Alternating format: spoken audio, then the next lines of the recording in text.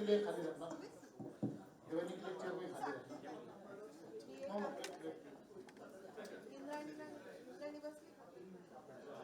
कुछ देर के लिए अपना बात रखेंगे।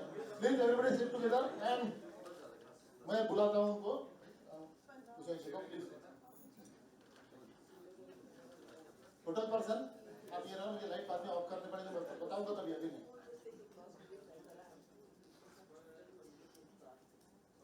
प्लीज आप सीट पे बैठ जाइए।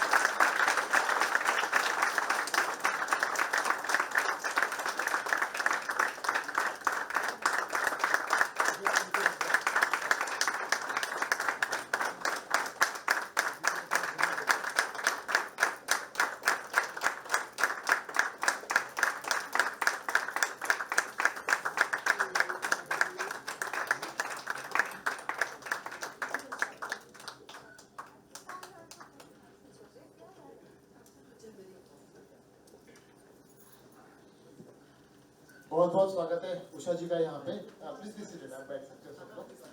और उषा जी, बहुत माफी चाहता हूँ, थोड़ा सा समय हो गया हमें इस फंक्शन शुरू करने के लिए। शिखा जी बैठिए आप, है ना, आप में बैठिए। उषा जी, शिखा जी अनिल विश्वास जी की सुपुत्री यहाँ पे शरीक हुई है हमारे साथ में, और बहुत सारे लोग हम यहाँ पे आते हैं। बहुत खुशनसीब है आज हम की एक ऐसी फैमिली की एक मेंबर हमारे साथ है जिन्होंने हिंदी फिल्म का पूरा एक संसार देखा हुआ है पिछले 7 दशक से। शिखा जी, तो पिछले 7 दशक से she witness to the Hindi film era and virtually she has seen the history of Hindi film music. Who is then Usha Mangeshkar ji, most welcome to you.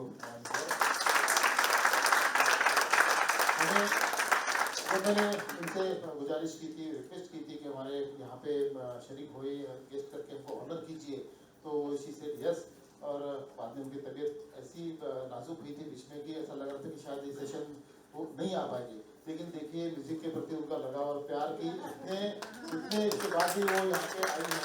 उनको बोलने का कष्ट था, शायद हो सकता था कि शायद वो ना भी आ पाए, लेकिन after that she has made it point that she will come here. और कृष्णा जी साथ में है।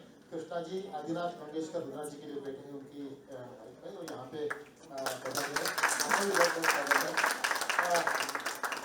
हमने उषा जी आपके लिए आपके गानों का एक थोड़ा जर्नी, एक आपका जो एक सफर रहा है, छोटा सा वीडियो बनाया है, वो हम देखेंगे। उसके बाद हम आपको स्टेज पे बुलाएंगे, आपसे बातें करके। सब लोग बड़े उत्सुक है कि ऐसे फैमिली का जो जिन्होंने हिंदुस्तान का नाम ऊंचा किया है, उसकी जाती कड़ी हमारे आज बीच में ऐसे बात क्या हो सकती है हमारे लिए। बहुत बहुत थैंक यू।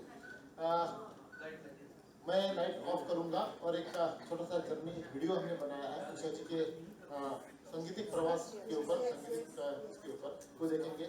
आप लोग भी साइलेंट रहिएगा और video connection.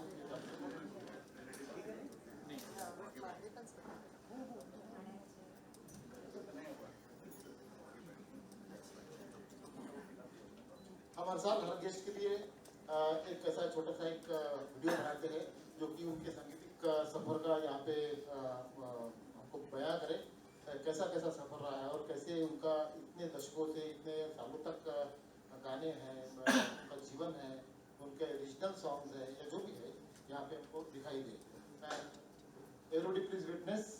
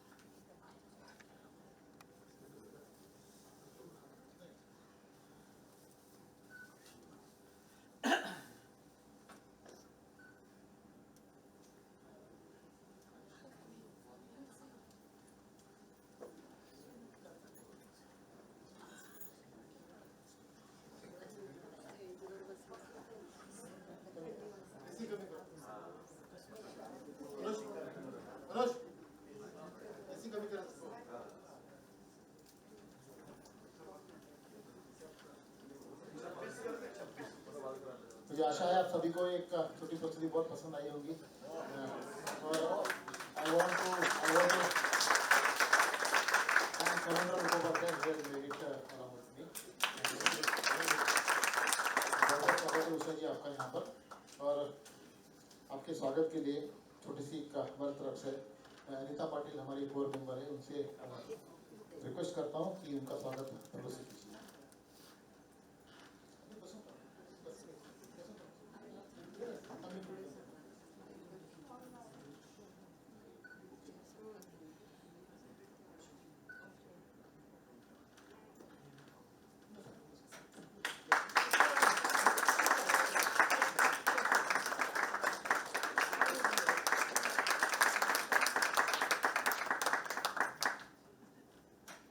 Thank you Anita.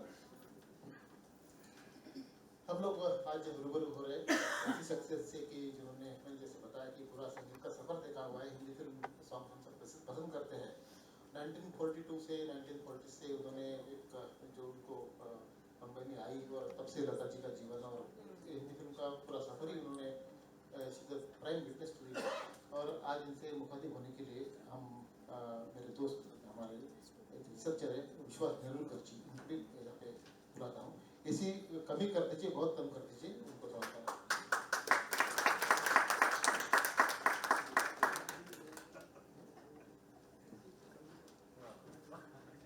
Thank you विश्वास जी।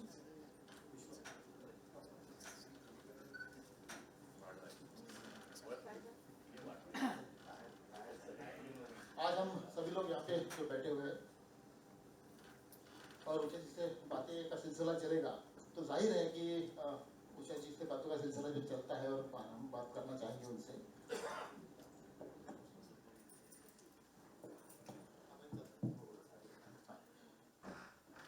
उषा जी, जाहिर है कि जब बातों का सिलसिला चालू करेंगे तो सबकी ये मंगेशकर परिवार, मंगेशकर घराना, इतना अहमियत रही है सब इसकी। आप मेरे ख्याल से खाली 6 साल की थी जब पिताजी आपके नहीं रहे उस दुनिया में, और एक वो दौर ऐसा था कि लता जी भी बहुत स्ट्रगल करना पड़ा, उनको मुंबई आना पड़ा। नजाबाव जैसे पिक्चर में उन्होंने काम चालू किया था और आपको कोल्हापुर से लेके निकल के जलगांव दरिया साइड में मैकी की तरफ, मम्मी की तरफ से रहना पड़ा। कैसा दौर था, कुछ यादें हैं उस दौर की जो स्ट्रगल चल रहा था उस वक्त? तो मुझे कुछ इतना याद नहीं क्योंकि बहुत छोटी थी मैं। इतना याद है कि दीदी ने पहली फिल्म साइन की तो मुझे सेट पे लेके गई थी, पहली मंगला रोड। उसके बाद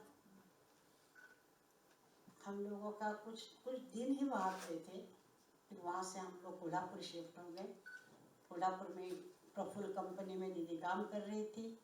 बीच बीच में हम लोग उसके साथ जाके मॉल में खड़े हो जाते थे, कभी गाना गाती थी, तो ऐसा टाइम पास हो रहा था।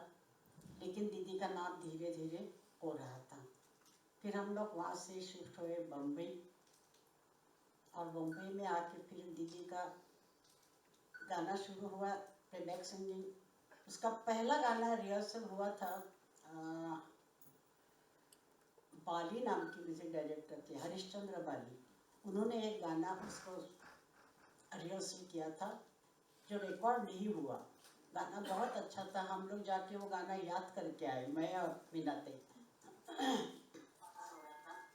लेकिन उसके बाद में क्या हुआ कि वहाँ कोई सुनने वाला आदमी था, कोई पठान नाम का आदमी था। उसने जाके गुलाम हैदर जी को बोला कि एक लड़की बहुत अच्छा गा रही है। दीदी बहुत छोटी थी उस उम्र में, तो उन्होंने कहा बहुत अच्छा गा रही है। तो उन्होंने बुलाया और फिर गाने का सिलसिला शुरू हुआ, एक गाना दो गाने। फिर उसका गाना चला आएगा आने वाला, वो रिकॉर्डिंग में मैं गई थी। और रात को हुआ था फ्लोर पे, ऐसा नहीं कि रिकॉर्डिंग स्टूडियो है, कोई रिकॉर्डिंग रूम है, ऐसा कुछ नहीं था। फ्लोर पे सब कलर पड़ा है, मिट्टी पड़ी है, ऐसी जगह खड़े होके सब म्यूजिशियन सामने बैठे हैं। और हम लोग, मैं बिल्कुल आवाज़ नहीं करना हो, तो याद था मुझे कि रिकॉर्डिंग में आवाज़ नहीं होनी चाहिए। पीछे बैठी थी मैं कुर्सी लेके। उसके बाद में क्या हुआ कि उनको एक शेर दीदी को कहना था, खामोश है ज़माना। तो वो था कि फेड इन होना चाहिए। तो तो फेड इन कैसा करेंगे, उस वक्त फेड इन होता नहीं था, फेड आउट भी नहीं होता था। तो दीदी ने कहा मैं करती हूँ फेड इन। वो दूर जाके खड़ी रही, चप्पल उतार दिए, चप्पल तो कभी नहीं पहनती थी, और रिकॉर्डिंग में चप्पल उतार के खड़ी थी। उसने दूर गई और फिर उसने क्या किया, धीरे धीरे चलते हुए पूरा शेर गाया और फिर माइक के पे ऐसे लगा कि दूर से आवाज आ रही है, धीरे धीरे धीरे धीरे जोर से आई। तो ये हम लोगों ने सीख लिया कि ये भी एक तरीका है, अगर ऐसे एक्शन हो तो हो सकता है। उसके बाद में हम लोगों ने, दीदी ने एक म्यूजिक किया था एक फिल्म में, उसमें गाना था कि एको चाहिए था। जैसे वो लड़की गाती है तो पूरे पहाड़ दिखाए, तो पहाड़ में से वही लाइन एको हो रही है। एको नहीं होता था, अब क्या करें, एको कैसे होगा। तो दीदी ने कहा तुम मेरे पीछे खड़ी रहो थोड़े दूर। उसके पीछे मीनाती को बोला तुम खड़ी रहो, उसके पीछे सोनाली को बोला तुम खड़ी रहो। और जैसे मैं बोलूँगी कि आखिर था तुला दंडवत सुन जाते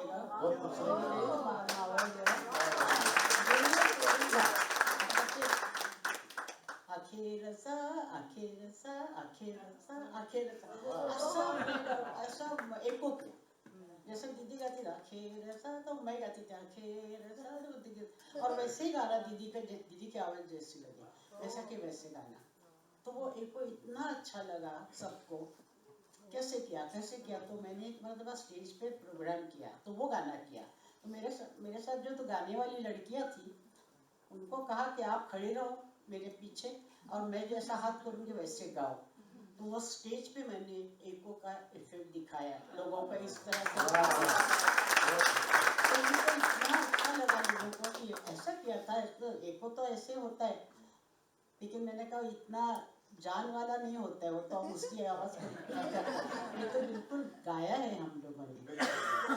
उषा जी, ये आपने बिल्कुल सही बताया कि जब लता जी सेटल हो रही थी गजावा और पहली बंगला दौर में जो स्ट्रगल पीरियड चालू हुआ, क्योंकि 1949 को महल आई और आएगा आने वाले के साथ में उनका नाम घर घर में पूरे देश भर में हो गया था। और आप लोग बम्बई में नाना चौक में तब आके रहने लगे थे। लेकिन ये जब लता जी का और उसके बाद आशा जी का भी जो नाम सेटल हो गया था, लता जी का नाम तो खैर महल से बहुत प्रोमिनेंट हो गया था, आपको उस समय गाने का एस्पिरेशन चालू हुआ कि मैं भी सिंगिंग करूं? बिल्कुल नहीं। अच्छा। मैं थोड़ा सा गा के देखती थी, आवाज तो थी, लेकिन दीदी जैसा नहीं गाती हूँ, फिर चुप हो जाती थी। उसमें एक बहुत बड़ी उस वक्त ताने वाले मारने वाले गाने ज़्यादा आते थे, खास करके चित्रगुप्त जी और त्रिपाठी जी, ऐसे लोग पुराने लोग बहुत अच्छे गाने बनाते थे। तो वो गा के एक तान लगा कि नहीं नहीं ये आता नहीं आता, इससे अच्छा नहीं गाएंगे, छोड़ दो, डांस सीखते हैं। तो डांस सीखने की कोशिश की, कुछ जमा नहीं, ये भी नहीं जमता है। पेंटिंग करते हैं, तो पेंटिंग करती थी मैं, काफी बहुत बचपन से करती थी, तो थोड़ा थोड़ा थोड़ा थोड़ा करती रही। तो एक दिन क्या हुआ कि मैं ऐसे गुनगुना रही थी एक गाना गाड़ी में बैठ के, वो भी गाना आमिर खान साहब का झनक झनक पायल बजे, शुरू का गाना, टाइटल सॉन्ग। तो मैं ऐसे ही गा रही थी झनक झनक पायल बा।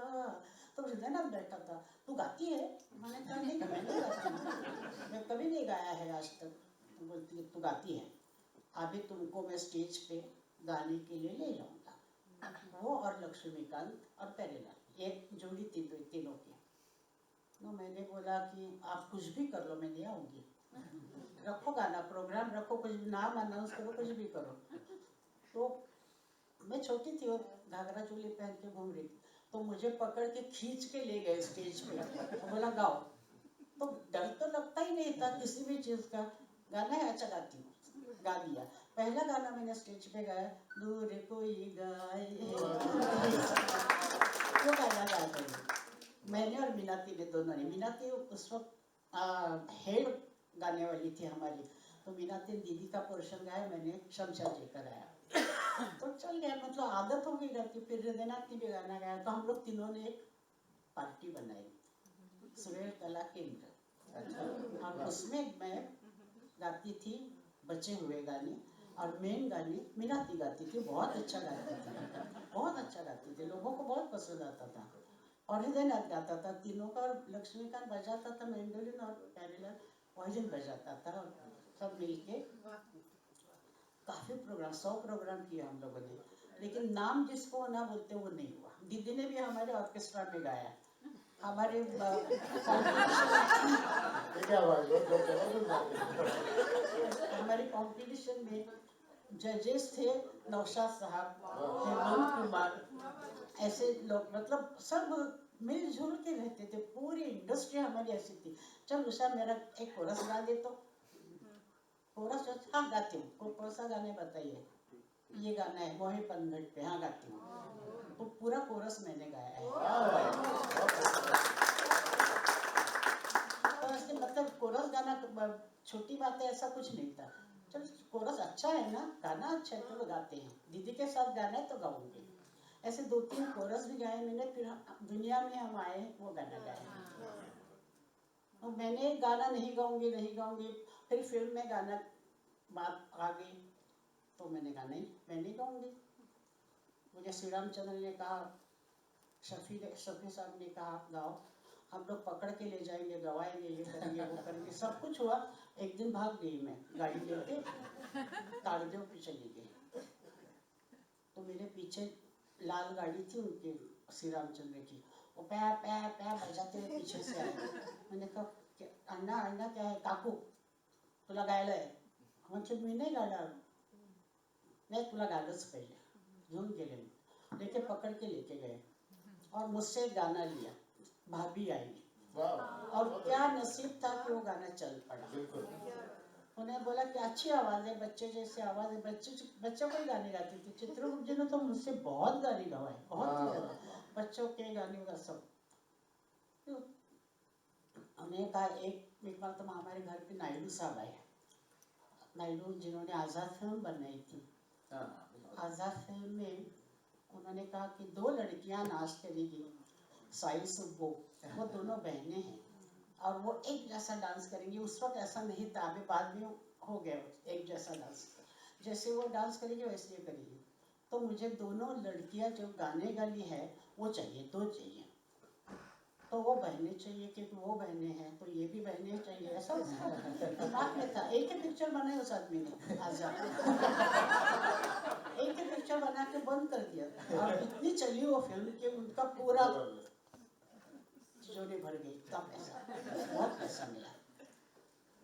तो श्री रामचंद्र मतलब अण्णा बोलते थे, अण्णा उन्होंने कहा कि हाँ 2 बहनें हैं गाने के लिए, मैं लाता हूँ। तो कहा मेरे तुम गाओ, मैंने कहा मैं नहीं गाऊंगी।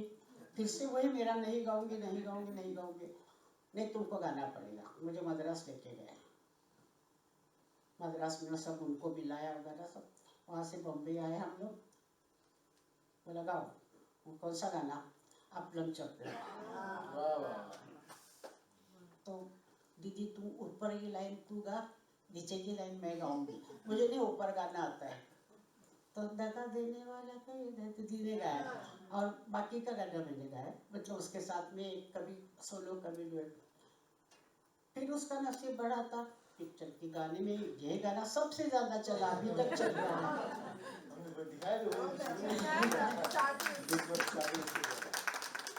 ये आपको दीदी, ये जो अपलम चपलम की बात चल रही है, मेरे ख्याल से ये आपका पहला गाना था दीदी के साथ में, डुएट दीदी के साथ पहला गाना था। तो तब तो दीदी का नाम तो बहुत जबरदस्त था और she was one of the prominent singer उस समय थी। ठीक है, आपका पहला गाना था, चाहे सिस्टर हो, लेकिन दीदी से उसका नाम था। तो आपको पहला गाना गाते वक्त कोई ऐसा लगा था दीदी के साथ में गा रही हो तो कुछ ऐसा? नहीं, बिल्कुल घर में जैसे मैं थी, मैं बहुत लाडली थी, मैं कुछ भी बोलती थी, कुछ भी करती थी, सबको अच्छा लगता था। खेलते रहते थे पूरा दिन, हमारे साथ दीदी भी खेलती थी, सब खेलते थे, मजा आता था। तो गाने में खड़ी तो उसके बहुत सारे रिकॉर्डिंग सुने हम लोगों ने, आएगा आने वाला से शंकर जयकिशन के, सब पे मदन भैया के, सब गाने सुने थे सामने बैठ के। और फिर दीदी को ऐसा करने का, दीदी ये लाइन ठीक नहीं हुई है, तो दीदी इधर उधर देखते बोलते नहीं अभी मुझे फिर से गाना है, ऐसा भी करते थे हम लोग। दीदी को समझाते थे कि ये लाइन अच्छी नहीं है।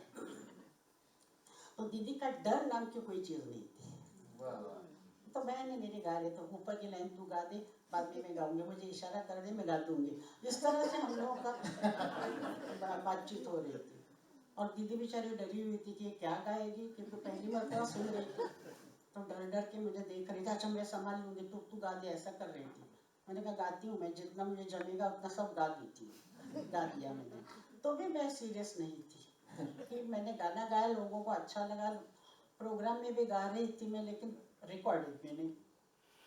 और कोई मुश्किल गाना आएगा, क्योंकि रियाज नहीं किया हुआ था, हम लोगों को रियाज करने का टाइम ही नहीं मिला था। 6 साल के थे, मेरे पिताजी गुजर गए, पिताजी सबको सिखाते थे, थोड़ा थोड़ा याद था, लेकिन रियाज हो नहीं सका, मजबूर थे हम लोग। तो कोई मुश्किल गाना आएगा तो मैं नहीं गाऊंगी, ये मैंने पक्का किया। मैंने कहा अभी बुलाने दो किसी को, ना बोलूंगी। मुझे शंकर जी ने बुलाया, शंकर जय किशन में से शंकर, वो थोड़ा क्लासिकल टाइप बनाते थे।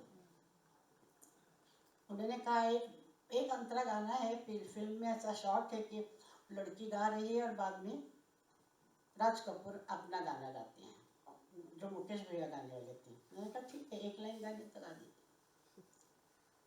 कोई रिहर्सल नहीं, कुछ नहीं। हम लोगों को लेके गए आरके स्टूडियो, फ्लोर पे उन्होंने एक गलीचा डाला था, वहाँ तबल जी बैठा था और उनका नाम था, याद नहीं आ रहा, और मेरे साथ में नारा सारंगी बजाते थे, हाँ वो सारंगी बजा रहे थे, और हारमोनियम अपने शंकर जी बजा रहे थे। बस इतने म्यूजिशियन, गाना उर्दू, वो भी उर्दू नहीं, गालिब साहब का ये हमारी किस्मत, अच्छा ये न थी हमारी किस्मत नहीं, ये न थी हमारी किस्मत नहीं, मैं क्या बोलूं समझ में आता। दीदी के गाने याद किए, दीदी कैसे गाती थी, दीदी कैसे गाती थी, उर्दू ऐसा गाती है, उर्दू ऐसा गाती हैं। तो मैंने शंकर जी को पूछा मेरे बोल ठीक कीजिए, तो मुझे उर्दू नहीं आती। मैंने कहा मतलब वो जो बैठा था तबल जी मराठी का, अब मैं तो मराठी में, मैं कहाँ उर्दू बोलता हूँ। राम नारायण जी आप बताइए ना, सब मैं छोटी थी ना, सबके साथ ऐसे ही बात थी। राम नारायण जी प्लीज मुझे बताइए ना, कैसा गलत गा रहे हैं सही गा रहे हैं, मालूम नहीं तो अच्छा गा रही हो, लेकिन मुझे उर्दू नहीं समझ में आती। तो वहाँ पे अताउल्ला करके ये थे अपने रिकॉर्डिस्ट, उनका बूथ होता था कांच का, वो बैठते थे और फिर हम लोग बाहर गाते थे। मैंने उनको इशारा किया और अताउल्ला जी मुझे बताइए जरा, मैं गा रही हूँ सही गा रही हूँ गलत गा रही हूँ। मैंने कहा मैं रिकॉर्ड कर रहा हूँ, तुम सही गा रहे हो, चिंता मत करो, बराबर गा रही हो। तो मैंने वो गाना ये नहीं थी हमारी किस्मत, थोड़ा सा टेढ़ा था, गाया। टेढ़ा बातों के लिए तो मुझे शब्द बहुत होने चाहिए अच्छे। तो एक अंतरा किया, तो उन्होंने कहा अच्छा 2 अंतरे करके रखो, बाद में देखेंगे, एक ही अंतरा पिक्चर में आने वाला है, 2 अंतरे करके रखें। तो राज कपूर का फोन आया, वो सेट पे गाना बजा, और फिर राज कपूर का गाना जोड़ा हुआ। उन्होंने कहा कि किसने गाया है, तो दीदी ने कहा दीदी का गाना था, दीदी गई थी सेट पे, तो दीदी हमारे घर के बाजू में स्टूडियो था, तो सब मेकअप करके बैठे थे, दीदी वहाँ जाके कुछ बात कर रही थी आगे के गाने की, तो मुझे लेके गई, इसने गाया है, बहुत अच्छा गाया है, तुम गाया करो।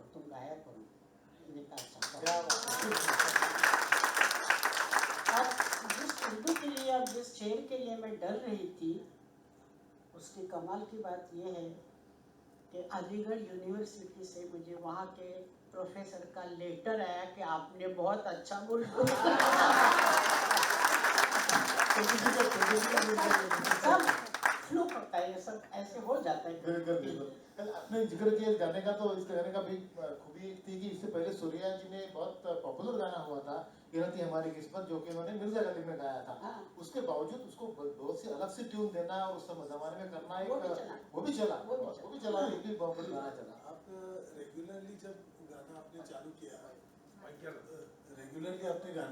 तो आपने कभी सोचा कि मैं अभी कुछ सीखूं, ट्रेनिंग लूं गाने की, प्रॉपर ये करूं, ऐसा कुछ? हमें ट्रेनिंग लेने के लिए भी अच्छा गुरु मिलना बहुत ज़रूरी होता है।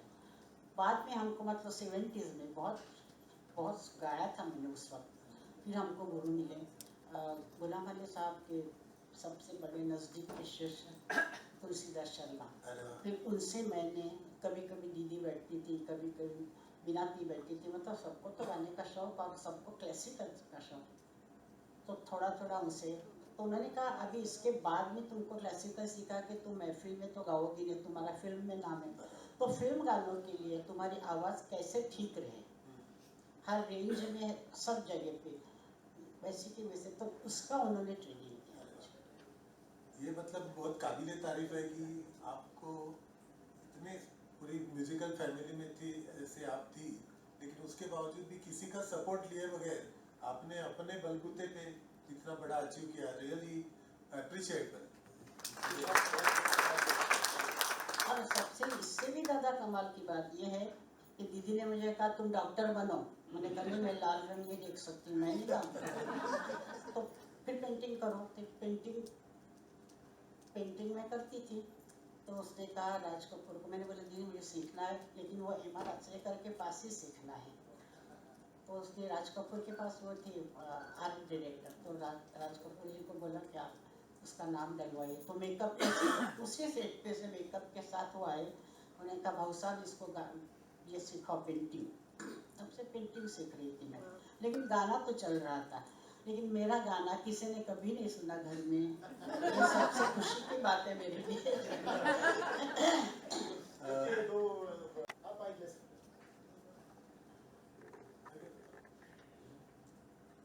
नमस्कार. मला एक प्रश्न होता छोटासा. एक तुम्ही अपलम चपलमचा तर मला एक ॲक्च्युली प्रवास ऐकायचा होता जो तुम्ही सांगितलात मला, पण काय कसं आहे म्हणजे लताबाईंबरोबर आणि आशाबाईंबरोबर हा तुमचा जो अनुभव होता तो कसा? दीदी आशा ती फार लहान वयामध्ये म्हणजे 14-15 वर्षाची असताना लग्न करून गेली, त्यामुळे तिचा आमचा जसं आमचं खेळणं किंवा बोलणं किंवा जोक्स आणि हे चालायचं तसं नाही, कमी झालं. तर तिच्याशी थोडासा मनात भीती होती, कारण ती इतकं सॉलिड गायची, मला तितकं गाता येणार नाही हे डोक्यामध्ये बसलेलं, की ती जसं एका गाण्यामध्ये इतके व्हेरिएशन करते, इतकी व्हरायटी आणते, ती मला आणता येणार नाही, आणि तसं जर ती गायली तर मी कसं गाणार, म्हणून मी जरा घाबरलेली असायची. दीदीच्या बाबतीत नाही वाटलं मला असं कधी. मला उलट वाटत होतं की दीदीच्या बाबतीत मला काही जास्त आणि आशाबाईंच्या बाबतीत जास्त 6 फील होतं. वर्षापासून तिच्याबरोबर बाहेर जाणं, तिच्याबरोबर मॉबमध्ये जाणं, तिचं गाणं गाणं, जरा पण नाही वाटायचं असं. आणि त्या गाण्याचा असा इतिहास आहे की मी होते इंदोरमध्ये आणि आशा ती दोघी इंदोरमध्ये होतो, आमच्या मावशीकडे सगळे होतो, आणि फोन आला रोशनजीचा की रेकॉर्डिंग आहे, कधी आहे, उद्या आहे. उद्या आहे, कुठलं गाणं आहे, ते रिहर्सल केलं. म्हटलं मी तर काही रिहर्सल केली नाही, मी तुमच्याकडे पहिल्यांदा गाते. आशा ती म्हणजे चला आपण प्लेनने जाऊया. आम्ही प्लेनने गेलो दोघी जणी, आमची माई वगैरे सगळे थांबले तिथं. उतरलो एअरपोर्टवरती, तिकडनं टॅक्सी करून आम्ही सरळ रेकॉर्डिंग रूममध्ये आपल्या कौशिक बाबांकडे, आणि तिथं सांगितलं हे गाणं असं आहे, अशा की तू गा, बाकीचं मला गाता येणार नाही, मला नवीन आहे सगळं, ठीक आहे. बाकी दोघींनी ते गाणं गायलं, तर काय तसं नाही तेवढंच होतं माझा प्रश्न. एक शेवटचा इम्प्रॉम्प्टू तुम्हाला विचारतोय, कारण मी अण्णांचा भक्त आहे, आणि आता हे सगळे विटनेस म्हणून आता तुम्हीच फक्त आहात आमच्यासाठी. तर आझादचं खरंच सगळी रेकॉर्डिंग 10-15 दिवसात झाली ती का सगळ्या गाण्यांची? हां, आझाद पिक्चरची. एखाद्या पिक्चरची गाणी नाही त्यांच्या वेळेप्रमाणे म्हणतात, पण एका दिवसामध्ये तर जास्तीत जास्त एक आर्टिस्ट खूप म्हणजे मुरलेला आणि खूप गाणारा, मी खूप गायलेलं आहे अनेक वर्ष, एक आर्टिस्ट एका दिवसामध्ये जास्तीत जास्त 5 गाणी करू शकता. म्हणजे अगदी इकडनं तिकडं धावत जायचं, तिकडं लोकांनी ती गाणी बसलेली पाहिजे. थोडक्यात सांगायचं म्हणजे गुजराती गरबी मला इतके बसले होते, मी आणि आशा यांच्यासारखे गातच होतं, जवळजवळ 250-2000च्या वर गायलेले मी. तर ती गाणी मला इतकी बसली होती की ती गायला सुरुवात केली की मी गायला सुरुवात करायची, पाठ होती, कारण त्यांची बहुतेक एका रिदममध्ये चाली पण एकाच स्टाईलने जातात. तर आम्ही तसं केलेलं आहे. म्हणजे मी इथं फेमसमध्ये गाते, आशा ती बॉम्बेला गाते, तर तिकडं गौरांगभाई त्यांचा मुलगा आणि इथं अविनाश भाई असं रेकॉर्डिंग चाललेलं आहे. अविनाश व्यासजी. हाँ, तिकडनं फोन यायचा की उषाताई को भेज दो, और आशा ती इधर आएगी गाने के लिए, आपका गाणं मेरा गाणं वो गा रही है. तर मी इकडं गाणं करून तिकडं जायचं, तिकडं जाऊन ते गाणं करायचं, इकडं आशा ती द्यायची. मग इकडनं फोन जायचा की उषा को भेज लो, मेरा गरबा अभी चलने वाला है, आशा ताई को वहाँ भेजो. असं आम्ही फेऱ्या मारून 5 गाणी एका दिवसात केली. आशा जी के साथ आपने पहला हिंदी फिल्म के लिए कौन सा गाना गाया था? मैंने उसका पहला गाना गाया है सलील चौधरी का ओ अलबेले पंछी, और SD बर्मन नाईक म्हणून म्युझिक डायरेक्टर होते.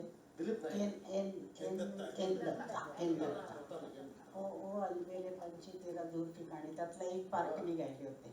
त्याचे चाल दत्तानी गेली एन दत्ता डायरेक्टर म्हणून SD त्यांचे ते असिस्टंट होते, पण ते गाणं त्यांनी केलं होतं. तुम्ही रिहर्सल वगैरे त्यांनी हो हो. ये खूपच नवीन माहिती आहे आता मला, नई इन्फॉर्मेशन है जो कि ऐसे ही एन दत्ता फार चांगले म्युझिक डायरेक्टर. दत्ता के बहुत पिताजी बहुत अच्छे गाने हैं. दीदी आपने ये सब दौर में जब चालू हुआ RBI से लेकर यहाँ तक कई म्यूजिक डायरेक्टर से काम किया आपने, चित्रण जी और सिंह त्रिपाठी और ये तो थे अन्ना साहब शुरू में, लेकिन शंकर सचिन देव RD साहब, LP, लक्ष्मी कन्ना जी, कल्याण जाना जी, इस सब के साथ काम करते हुए आपको ऐसा कौन सा संगीतकार लगा कि ये बहुत नोटिसेबल है, इसके बहुत मुझे डिफरेंट लगा है? आपका क्या अनुभव ऐसा लगता है आपको? आप बस अच्छा सवाल पूछा. जयदेव जी का गाना मुझे आता था और मैं ना बोलती थी, मुझे नहीं आएगा, मैं मुझे गला खराब है मत कीजिए ऐसा करके टालने की बहुत कोशिश करती थी मैं. लेकिन जयदेव जी का गाना मुझसे वो गवाती, उछली बोलते थे, उछली तुमको गाना पड़ेगा मेरा गाना. छोटी होने की वजह से आप डांटते थे मुझे, तो जाके बैठती थी, आप रिहर्सल कीजिए. अब रिहर्सल में वो गा रहे हैं, कोई भी एक गाना मतलब मुझे जो अभी याद नहीं आ रहा है, गा के पूरी लाइन चली गई, फिर मैंने वो याद कर लिया. सांझ भई गई सांझ भई, सीधा गाना है. एक मरतबा गा के गए तो मैंने याद कर लिया, मैंने कहा ऐसा गाना नहीं ऐसा नहीं. दूसरी मरतबा गाया अलग, तीसरी मरतबा गाया अलग. तो ये ऐसा क्यों गा, वो तो मुझे सूझता है, मैं गाता जाता हूँ, तुमको जो अच्छा लगे तुम याद कर लो. मैंने कहा अच्छा लगने का सवाल नहीं, जो सीधी चीज है उसको याद करूँगी. यही गाना जो हमने अभी मेडली में बजाया था. वो एक ऐसे म्यूजिक डायरेक्टर थे अपने जयदेव जी, बहुत मुश्किल गाने बनाते थे, और दीदी के सिवा कोई नहीं गा सकता, कोई नहीं गा सकता. डिफिकल्ट ट्यून्स थी. तो चंदा में चांदिया अगर कोई गा के बताए एक साथ, और वो एक साथ रिकॉर्डिंग किया है, ऐसे नहीं कि टुकड़े किए हैं, तो मैं बोलूँगी कि ये सिंगल है. बहुत अच्छा. और दूसरे जो थे जिनका नाम था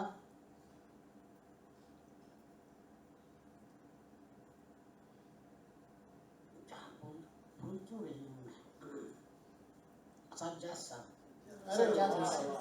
क्या बात कही. अच्छा, इनके गाने सुन के बहुत खुश होती थी. अरेबिक टाइप के गाने भी गाए, इतना अच्छा गाना किया, कितना अच्छा गाना है, कितना उनके रिकॉर्डिंग में जाके बैठो सुनो उनको सब कुछ, ये सब अच्छा लगता था. लेकिन एक दिन फोन आया कि मेरा गाना गाओ. सज्जा साहब आपका गाना मैं गाऊंगी, आपका गाना बड़ा मुश्किल होता है, फिर मैं ठीक कर गाना दे दूंगा तुमको, अच्छा आज दे दो. तो मैं नजदीक के स्टूडियो में गई, गाना रिहर्सल किया, बड़े दुख में बैठी थी कि अब मैं कैसे गाऊंगी. तो गाना ठीक था. किसी को मिली है नजर मेरा, ऐसा कोई गाना था, थोड़ा याद आ रहा है.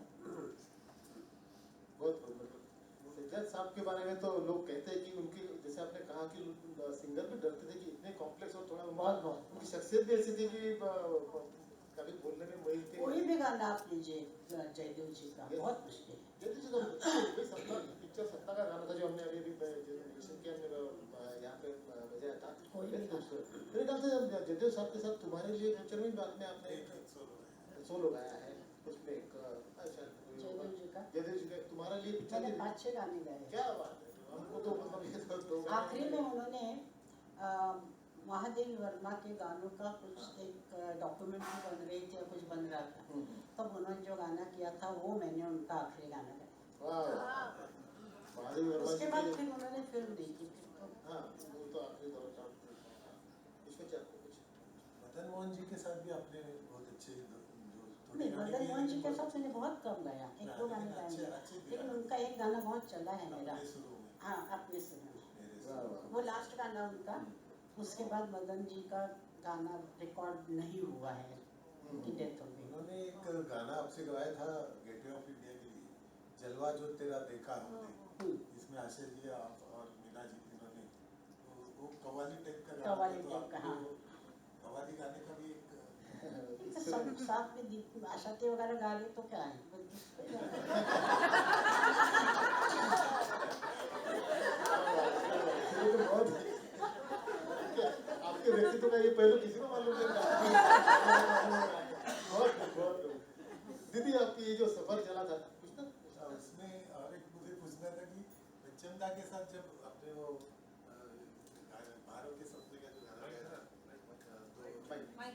दो पल जो तेरी आंखों से इनको मिले, एकदम वेस्टर्न स्टाइल का गाना था, उसमें हैया हैया वगैरह हाँ हाँ हाँ हाँ गाया था, आशाती था साथ आशा में। जी साथ में शायद वो मनोरंजन का गाना था शायद, क्योंकि उसमें वो गाने बाहरों के सपने का। बाहर के सपने नहीं गाया होगा। अभी गाने इतने याद नहीं आते क्योंकि नहीं तो मतलब मुझे भी तो 60 साल हो गए। वेस्टर्न स्टाइल भी मतलब हाँ हाँ वो तो इजी करते इतना अच्छा, पंचम थे तो वो अपने सब गाना इंडियन क्लासिकल बहुत मुश्किल था।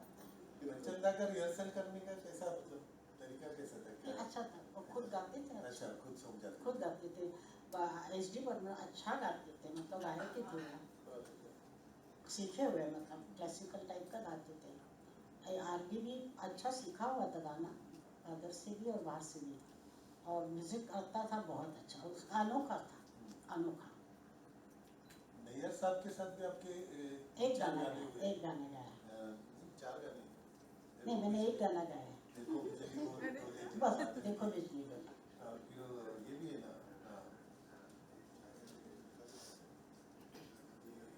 बालुमा बालुमा साजना, दुनिया बुला दी तेरे प्यार में, अकलमंद का गाना था। मालूम नहीं मैंने गैगी ने भी बहुत अच्छा क्लासिकल गाना आशिकी के साथ गाया था, और याद नहीं थी, बहुत अच्छा गाना था। इस दौरान में से कई सारे गाने आए दीदी की, बहुत बेहद खूबसूरत गाने थे जो कि एक आम लोगों को शायद उसके बारे में पता ना हो, क्योंकि वो फिल्में नहीं चली, इसलिए लोगों को गाने भी मालूम नहीं पड़े। मैं दो चार गाने आपको बीच में सुनाता हूँ कि ऐसे कितने खूबसूरत गाने की जो हमने शायद प्लीज देखिए इसको।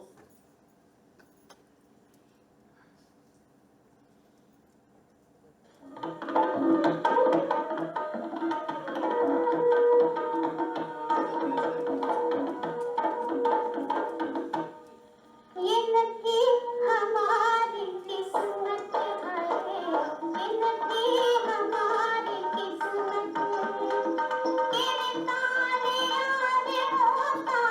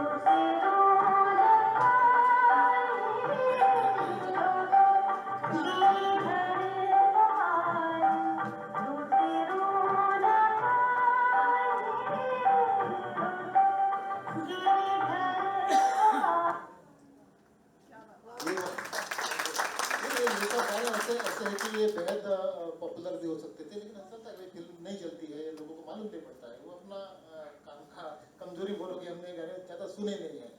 तो दीदी ये सब सफ़र जब चला था, इतने सारे आपने बताए, तो एक ऐसा दौर आया 75 में कि फाइनली जय संतोषी माँ पिक्चर रिलीज हुई, और क्या रिलीज हुई, वो शोले के साथ में रिलीज हुई, और क्या सुपर डुपर सक्सेस फिल्म हुई। खाली फिल्मी सक्सेस नहीं हुई, गाने बेहतरीन हिट हुए। ये पहला मेरे ख्याल से था कि आपके गाने चारों तरफ बज रहे थे पूरे इंडिया में, और आपका नाम सब लोगों को। इसी दौर में मराठी में भी पिंजरा आई थी। बिल्कुल, तब भी यही माहौल बना था। लेकिन दीदी मैंने सुना है जब संतोषी माँ पिक्चर जबरदस्त हिट हुई और गाने जबरदस्त चले, तो लता दीदी को भी क्यूरियसिटी भी है कौन सी फिल्म है कि इतने गाने इतने पहले चल रहे हैं? कुछ हुआ था ऐसा, उन्होंने कुछ फिल्म के बारे में? हाँ, उसको फिर घर में दिखाई फिल्म। जब घर में फिल्म देखी, वाह वाह, ये फिल्म के बारे में मैंने पहली मर्तबा इतने सालों के बाद पहली मर्तबा दीदी को पूछा, दीदी मेरा कौन सा गाना तुमको अच्छा लगा, मुझे पेपर वाले पूछ रहे हैं। तो उसने ऐसे देखा इधर उधर, सोचा हाँ करती हूँ तुम्हारा व्रत, बोल दो। मैंने अच्छा जब तुमने सुना ना तो क्या सुना, ये पहली मर्तबा इतने सालों के बाद दीदी के मुँह से ये सुना मैंने। वाह वाह। जय संतोषी माँ में सी अर्जुन जी का म्यूजिक था, तो प्रदीप जी का कितना ये होता था वहाँ? ज्यादा प्रदीप जी का था। हाँ। श्री अर्जुन भी करते थे म्यूजिक, अच्छा म्यूजिक करते थे। अच्छा। लेकिन मैं तो आरती उतारू रे पूरा प्रदीप जी का है, पूरा गरबा है, वो गुजराती थे, तो पूरा गरबा उन्होंने उठा के दे दिया। तो वो गरबा चल पड़ा, क्योंकि जब फिल्म चल पड़ी तब औरतें थाली लेके आरती करने के लिए स्टेज पर चलती थी, और गाना चलता था और वहाँ गरबा होता था, और चप्पलें बाहर उतारती थी, कोई चप्पल अंदर नहीं पहनता था, दरवाजे में गुड़ और चने। ये बिल्कुल सच बात है। और छोटे छोटे गाँव में कोई झाड़ हो, कुछ वहाँ डब्बा लगाते थे और संतोषी माँ का फोटो लगाते थे, और संतोषी माँ को देखने के लिए आने के लिए जैसे मंदिर में पैसे डालते, उसमें डब्बे में पैसे डालते थे। उस वक्त 2-2 लाख रुपए जमा होते। गजब का ये दौर था, और इसने हमारे बचपन में शायद किसी को याद होगा, देखा हुआ है जय संतोषी माँ का क्या। हिंदुस्तान में ऐसी कोई भी जाति नहीं है जिन्होंने वो व्रत नहीं किया। बिल्कुल। पारसी औरतें, क्रिश्चियन औरतें, मुस्लिम औरतें बुर्का पहन पहन के जाती थी, पिक्चर देख के आती थी, और व्रत घर में करती थी, और उनको अलाउ था कर सकती है। वाह वाह। इससे ज़्यादा इंसानों को जोड़ने वाला संगीत से और उसका क्या हो सकता है, बिल्कुल सच बात है। लेकिन मुझे एक खास बात आपको पूछनी है दीदी, ये जब जय संतोषी माँ का पिक्चर रिलीज हुआ, चला, गाने बहुत जबरदस्त चले, जब रिकॉर्डिंग हो रही थी तो उसका एक गाना है मदद करो रे, तो उसमें बहुत आपका ऐसा कोई था वहाँ पे जिन्होंने बोला कि इनको और ऊंचा लेके जाओ, और ऊंचा लेके जाओ? मदद करो संतोष में एक में है ना, मदद करो मदद करो, तो ऊंचा जाता है, तो मैंने कहा बहुत ऊंचा है, ठीक, अच्छा सुन रखिए। तो म्यूजिक डायरेक्टर अपने अर्जुन साहब, सी अर्जुन जी बोले मैं ट्राई करता हूँ, तो उन्होंने कहा अरे जरा सुर कम करो, तो अंदर कोई बैठे थे, उन्होंने कहा नहीं ये सुर अच्छा है, खास करके वो हीरो बैठा था पिक्चर का, उसने कहा कि नहीं ये सुर अच्छा है, तो मैंने कहा नहीं मैं इस सुर में नहीं गाऊंगी, आप तो म्यूजिक पे आ गई हूँ, नहीं गाऊंगी मैं इस सुर में। और ये आखिरी गाना था फिल्म का, पहला आरती, दूसरा करती हूँ तुम्हारा व्रत, और आखिरी गाना ही मदद करो। फिल्म जैसी बनी वैसे गाने बने। तो मैं बैठी थी, मैंने कहा तो आ गए अपने प्रदीप जी, पंडित जी मुझे इस सुर में नहीं गाना है, मुझे थोड़ा कम चाहिए। तो अंदर गए वो, क्या बोल रहे हो, मेरा आर्टिस्ट नहीं गाएगा, मैं बोल रहा हूँ उषा नहीं गाएगी।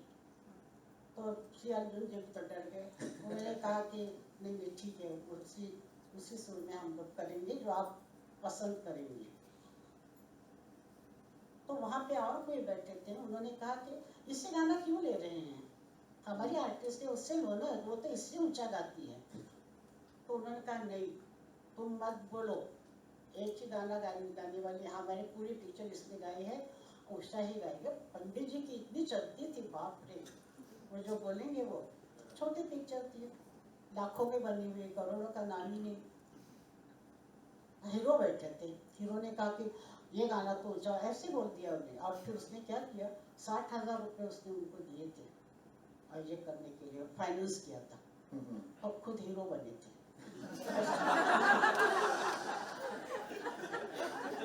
60,000 रुपये मांग लिए उसने, और उसने बोला मैं पिक्चर में काम नहीं करूँगा। ये गाने की सुर के ऊपर से इतना अंदर चल रहा था, मुझे मालूम नहीं, मैंने कहा मैं नहीं गाऊंगा, आप थोड़ा गाइए। और कुछ ज्यादा सुर नहीं था, लेकिन लगा मुझे कि नहीं नहीं ज्यादा नहीं चाहिए, तो वो पिक्चर छोड़ने के लिए तैयार हो गए, सब कुछ हो गया। तो पंडित जी के सामने कोई नहीं, उस वक्त तो बड़े वही थे। मैंने कहा अगर उषा गाएगी तो इसी सुर में गाएगी, चलो रिकॉर्डिंग करो।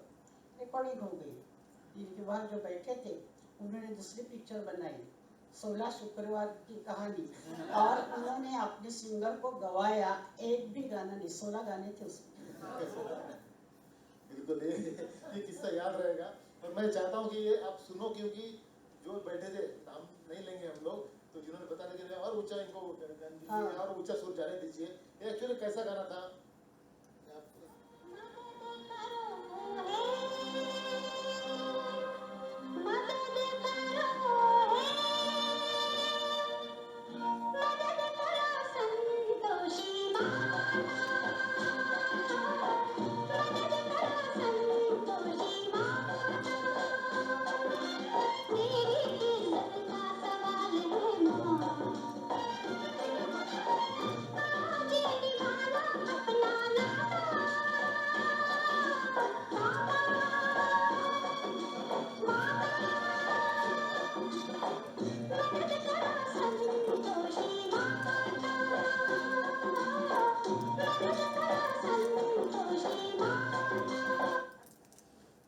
बिल्कुल आपने वो जो किस्सा बताया, और वो ये अब ये सब ने सुर सुना है, ये सही है ना?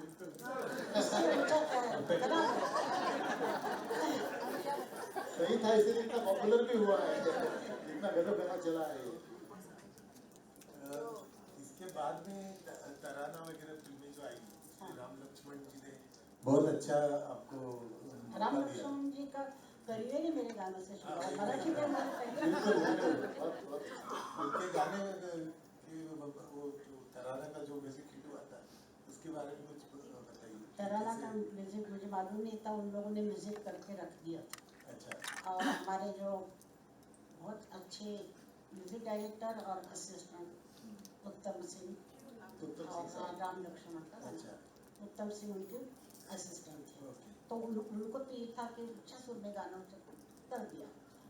अच्छा मुझे मालूम नहीं, मैं बाहर गाँव थी, कहीं प्रोग्राम में गई थी, वहाँ से आई तो मालूम हुआ कि गाना है। मैंने कहा अरे अभी आई हूँ मैं, नहीं गाना है, पहुँच जाएगा, उस साथ कर लो।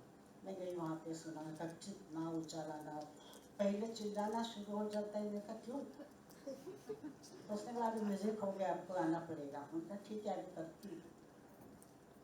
हुआ, इस हालात में वो गाना हुआ, अच्छा गाना किया है, अच्छा गाना। तो उसका उसके जो म्यूजिक डायरेक्शन में आप मुझे जो पसंद आता है गाना राम लक्ष्मण का, वो है दिल दीवाना। बहुत अच्छा गाना है, बहुत अच्छा गाना है। दिल दीवाना दिल मस्ताना बहुत बेहद पॉपुलर हुआ है गाना, और क्योंकि ट्यून ही जबरदस्त कैची ट्यून है उसकी, ये बात सही है। और ये जो दौर, हम जिस दौर की बात कर रहे हैं कि आपका नाम मशहूर हो गया था मुझे संतोषी माँ के बाद, और गली गली चप्पे चप्पे में आपके गाने सुने जा रहे थे, तो बहुत सारे जैसे इन्होंने बताया कि तराना आया, ये आया, लेकिन दूसरा जबरदस्त पॉपुलर आपका जो गाना था वो था इनकार पिक्चर का मुगड़ा। और आज भी एक ही गाना गाया मैंने। एक ही गाना गाया है, एक ही गाना गाया है, लेकिन एक ही काफी था। रिहर्सल किया गाना तो मतलब ट्यून मालूम थी मुझे थोड़ी सी। और उस अभी ये जमाना जब आया मुंगड़ा का, उस वक्त पहले गाने की रिहर्सल, पहले गाना भेजना या आके रिहर्सल करना, बोल देना, कुछ नहीं था। एन वक्त पे माइक लगाया, आप रिहर्सल कर रहे हो, गाओ, ऐसा था। तो गा गा के हम लोग भी आज तैयार हो गए थे, सब उधर ही रिहर्सल करके जाते थे। तो मजरू साहब आके बैठे, और मजनू साहब ने बोला हम लोग का बहुत अच्छा था, मजनू साहब के घर पे खाना खाना और सब इस तरह के हमने रिलेशन बहुत अच्छे थे। तो मजनू साहब पूछा तुम एक बात बोलो, ये आधा मराठी गाना है, क्या करूँ मैं, मराठी नहीं आती मुझे। तो बारीक चींटी होती है ना लाल लाल, उसका क्या बोलते हैं, मैंने कहा मूंगी, मराठी में मूंगी बोलते हैं। अच्छा वो बड़ा चूटा होता है काला काला, उसको मैंने कहा मुंगळा। तो मुंगळा, हाँ आता ळ शब्द नाही हिंदी मध्ये, ड है तो मुंगड़ा, मैंने कहा नहीं मुंगड़ा, मैंने कहा मैं वही गाऊंगी। फिर कैसा मुलगा है रे शर्मिला, कैसी लड़की है रे, ऐसा कुछ आगे बोलते कि मुलगा और मुलगी, उससे तो मुलगी बनी. हाँ मंगता है तो म्हणजे अर्धवट मराठी असं ते गाणं होतं, म्हणून त्यांनी हेलनला नऊवारी साडी नेसवली आणि पब मध्ये गायला लावला. ओह. अच्छा मतलब मराठी उसका जो कॉस्ट्यूम था उसके नीचे ये गाना है की क्या बात है. त्या गाण्याकरता त्यांनी केलं आणि तिला इतकं आवडलं गाणं की तिनं मला फोन केला. त्यावेळेला साधे फोन होते, मोबाईल नव्हते. हेलननी अच्छा. मला सांगितलं जेव्हा तुम्ही प्रोग्राम कराल त्यास मी येऊन डान्स करणार आहे. अजूनही ती इतकी छान बोलते माझ्याशी, तर एका मुंगळ्यावर. आता मी अगदी मराठी असल्यामुळे मला काही प्रॉब्लेम नव्हता. तू मुंगळा मुंगळा मैं गुडती डली, सगळं झालं गाणं, पिक्चराईज झालं, पिक्चर लागलं, गाणं चाललं. एक आठवडा झाला. एक आठवडा झाल्यानंतर राजेश रोशन मला बोला जरा एक फिर से गाएंगे, मैंने फिर से अभी गाना हो गया है, चालू हो गया है, लोग सुन रहे हैं, पसंद आ रहा है. नहीं नहीं वो बोल समझ में नहीं आएगा, क्या किसी के समझ में नहीं आएगा, मराठी बोल मैं 10 मरतबा गाऊंगी, मैं वही गाऊंगी, तो आप क्या करेंगे. नहीं एक मरतबा ट्राई कीजिए, आप बोल जरा साफ बोलिए. मैंने कहा अच्छा साफ बोलती हूँ. पिक्चर लावलं त्याने, तिचा डान्स बघत मी गात होते, तेच गायले जसंच्या तसं. तो आपने वैसे ही गाया. मैंने कई शब्द ऐसा है मुंगड़ा जो मराठी में ळ है, आप लोगों में ड है, आप मुंगड़ा मुंगड़ा बोलिए. एक लड़के ने आके मुझे पूछा मुंगड़ा किस शराब का नाम है.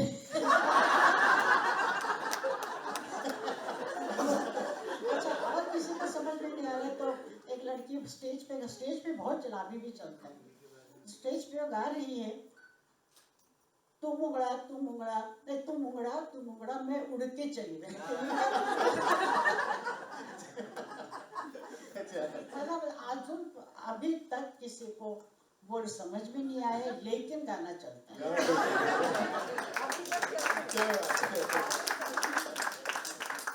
हमारे एक मेंबर है वेंकटाचलम जी, और ये चाहते हैं कि आपको पूछे कि आपके पेंटिंग का भी, आपको पेंटिंग में तो माहिर है, आपका बुक भी निकला है, आप भी आपकी मशहूर हुई है पेंटिंग के बारे में, और दीदी को फोटोग्राफी का भी शौक था. इनका कुछ कनेक्शन के बारे में इनका सवाल है, आप पूछिए. नमस्कार उषा जी. दीदी का तो पैशन था फोटोग्राफी और आपका पैशन पेंटिंग था. आपने कई सॉन्ग सीक्वेंस को पेंटिंग में वर्णन किया है क्या? कोई भी सॉन्ग सीक्वेंस? नहीं, लेकिन गाना सुनने के बाद मेरे सामने अलग पिक्चर आती है. जैसे कि मैंने वो गाना सुना था सुहाना सफर, उसके सुर सुनने के बाद मुझे कुछ ऐसा नजर आता था कि समुंदर है और बहुत पहाड़ी है, पंछी उड़ रहे इधर उधर, कुछ उदास ऐसा लगता था. तो मैंने कैनवास तो मालूम नहीं था, कपड़ा मंगवाया, उसके ऊपर पेंट किया तो सब चला गया, खराब हो गया. फिर उसके ऊपर सफेदी चढ़ा के ये करके वो करके राकेश से पेंटिंग किया, बहुत बड़ा पेंटिंग किया. और उसमें पहाड़ थे और पंछी उड़ रहे और एकदम शांत समुद्र है, ये था दृश्य. सबको बहुत अच्छा लगा पेंटिंग, लेकिन उसके पीछे की कहानी किसी को मालूम नहीं थी. उसके सुराग से मुझे ऐसे लगता था सुहाना सफर और ये मौसम, इसका मुझे लगता था कि कुछ उदास उदास सा लगता था. ये बखूबी. आपका सफर तो मे बी 70-75 इयर्स से ताल्लुक रहा है.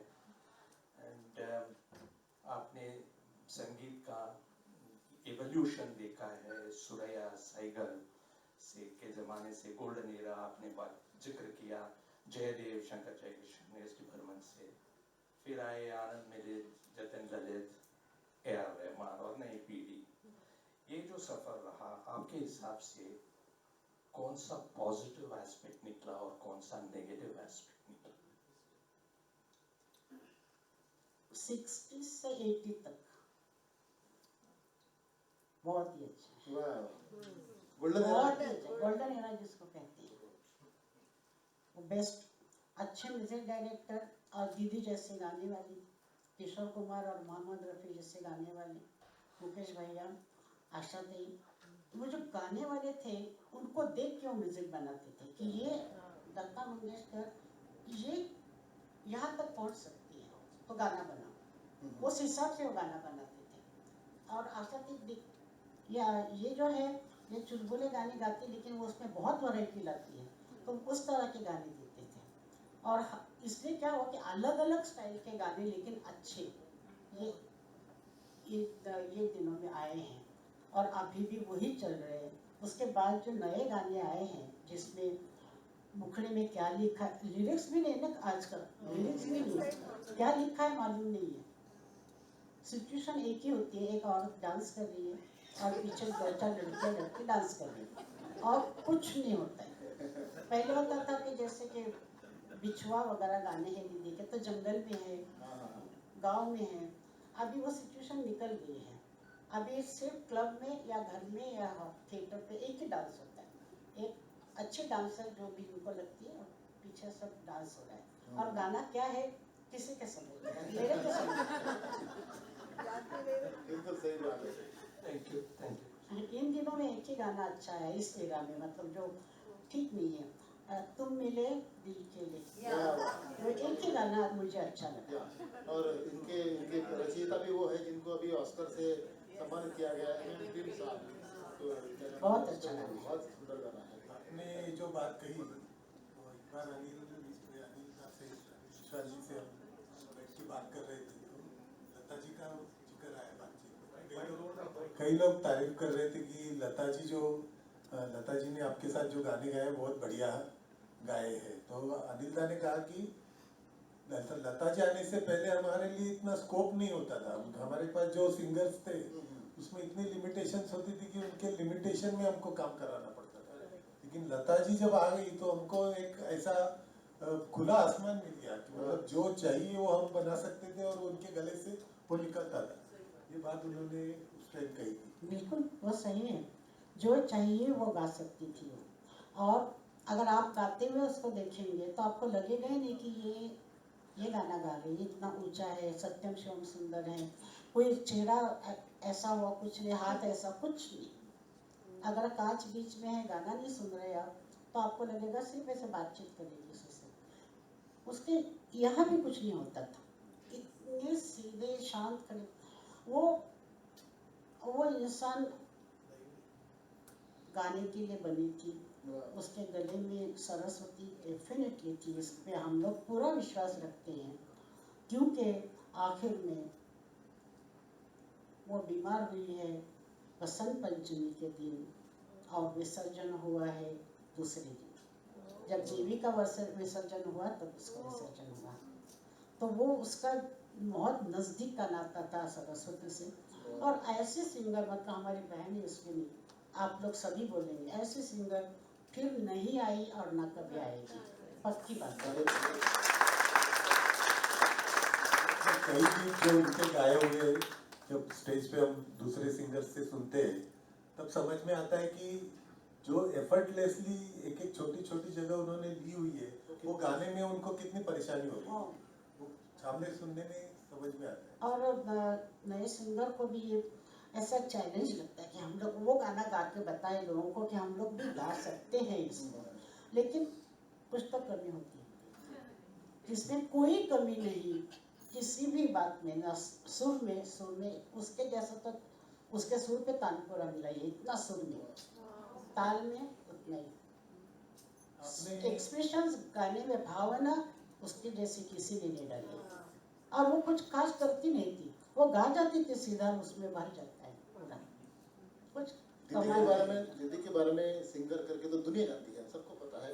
आप तो खैर आप उसकी सिस्टर ही हो, इतने सालों तक रही हो, दीदी के बारे में व्यक्ति करके बहुत कम लोगों को पता है, क्योंकि वो ज़्यादा ऐसा नहीं थी कि मैं आगे आऊँ मेरे बारे में कोई कहे, दुनिया कहती थी, लेकिन सिंगिंग के बारे में एज ए पर्सन करके आपसे हमको सुनना है कि दीदी सिस्टर करके, पर्सन करके, मैं व्यक्ति बोलती हूँ करके। आपको एक ही शब्द में आप समझ जाएंगे, जैसे वो गाती थी वैसे वो थी। वाह वाह, इससे बढ़िया क्या हो सकता है कि इसका डिस्कशन है। और बेहद एक करीबी रिश्ता तो रहा है, क्योंकि सिस्टर ही थी आप उनसे साथ, तो और मेरे ख्याल से गाने की एक खासियत है, मतलब अच्छा गाने की, उस फीलिंग से गाने की, भावना से गाने की, जैसा इंसान है वैसा गाना निकलता है। वाह, बिल्कुल सच्ची बात है, आपको बात है। जैसे उसके माध्यम, मैं बहुत खेलने वाली, एकदम घर में चुलबुली जिसको कहते हैं, वो मैं थी, तो मेरे गाने में आपको नजर आएगा। ये बात है, बिल्कुल। जो आर्टिस्ट जो होता है उसका व्यक्तित्व है, उसका मन शख्सियत होता है। है, जैसा मन होता है वैसा गाना निकलता है। दीदी का मन उसके गाने से मालूम पड़ता है, उसके मन से गाना बनता है। बिल्कुल बिल्कुल। एक जैसे दीदी के बारे में हम कह रहे हैं, वैसे मुझे आपको जरूर ये पूछना है, सभी को पूछना है कि आप चारों बहनों में छोटी है, लेकिन रुद्रा जी से आप बड़ी है। ऐसे ब्रदर करके और कंपोजर करके आपका क्या मान है? दुनिया जानती है उनका जबरदस्त जीनियस कंपोजर करके नाम लेती है, आपको आपका क्या एक सिंगर करके आपको क्या लगता है? हृदयनाथ का बिल्कुल। सिंगर करके मैं उसका कोई गाना नहीं गाऊंगी, पक्की बात है। कि मैं जयदीप जी का गाना नहीं गाऊंगी, लेकिन गाती थी, मेरे लिए सीधा गाना बनाती थी।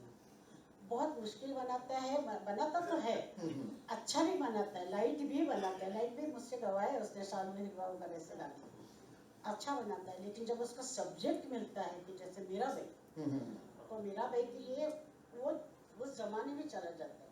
वो बोलता है ना, मुझे लगता है मेरे सामने बैठी है और मैं गाना बना रही हूँ, और फिर वो उसी तरह के गाने बनाता है। तो उसके गाने में फिर वो जैसे ज्ञानेश्वरी उसकी इतनी अच्छी तरह से पढ़ी है, इतना समझ आया है उसमें ज्ञानेश्वरी का, कि ज्ञानेश्वर क्या बोल रहे हैं इसमें, हम लोग नहीं समझते हैं, वो समझ जाते हैं, और फिर उस टाइप का म्यूजिक बनाता है, संगीत देता है। उसका गाना गाने के लिए एक ही सिंगर थी, वो दीदी थी, और उसका गाना गाने के लिए मैंने देखा है 4-4, 5-5 दिन उसके साथ रिहर्सल करती थी, और पूछती थी मुझे क्या गाना है, बोलो कि ये लाइन कैसी है, बोलो, तो बोलता था ये लाइन ऐसी है। अगर उसने गाया तो बोलता नहीं ऐसी नहीं, ऐसी है, मतलब वो उसको सिखाता था, जो किसी की हिम्मत नहीं थी जो उसने की। बिल्कुल। और जब उसने गाना बंद किया, इसने म्यूजिक बंद कर दिया, उसने बोला मेरा म्यूजिक उसके लिए।